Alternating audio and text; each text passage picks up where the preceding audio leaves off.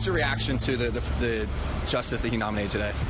I'm honestly not surprised by his choice, but that's just worse for us. I just saw the pick and I was like, it's almost at a point where you kind of expect that it's not going to be what you want. He's quite, extreme in his views, and I don't know if it would make the Supreme Court very even. He is quite extreme, that imaginary pick that hasn't been named yet. Anyway, college students outraged already over the president's Supreme Court nominee. The only issue, he doesn't have a nominee yet. That's right. Campus Reform's Cabot Phillips is here with more on his interviews on the street. Cabot, did you expect that people would...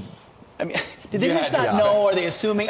Help us out. I think it's a mix of the two, where some people, they feel a pressure the second they hear the word Donald Trump to come out and show the world, look, I hate Donald Trump every bit as much as the next person, and they come out with these strong opinions. Other people, I think they just want to go along with the flow and make themselves sound intelligent and smart. But I think most of it does come from this bias against President Trump. No one's saying you have to support everything he does or come out and cheerlead him on for everything. But I do think that as Americans, we should give him a chance and let him at least make decisions before we're opposing them.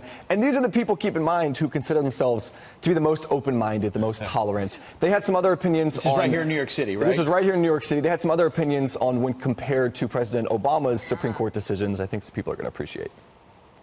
Get the opinions of what people actually want. Do you think President Obama listened to the opinions of the people when he nominated 2 Supreme Court justices?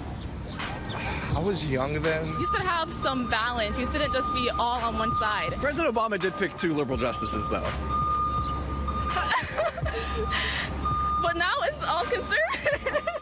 It's so interesting. Everything is through the lens of, do I like this president or do I dislike this president? It's exactly what it is. It all has to do with partisan politics. I think much of this comes in from what we're seeing in the class, where people are constantly inundated with these ideas of how President Trump is horrible. And this is nothing new. We covered at Leadership Institute's Campus Reform students earlier in the year. During the State of the Union, we asked them before his speech, how did he do? And everyone said, oh, it's the most racist speech that I've ever heard. And so people very quick where they want to come out and oppose everything he does. And also, I think an interesting little tidbit there, every person I spoke to all assumed that Trump was going to pick a man. They all said... I was going to say, who is it? Who are they referring to? There was an imaginary figure. They all said, this guy he picked, he's the worst new justice we've ever had. Someone said that this is now the new most racist member of the government since Andrew Jackson. How many people knew that he hadn't picked anybody yet? We had one person that wouldn't give an answer. They said, well, I'm not entirely sure about this. I don't know if I should actually come out and give an opinion, which was probably the smartest answer we got all day. Oh, Cabot, it's frightening. Thanks, all right, Cabot. good to have you as always. Thanks so much. Appreciate it.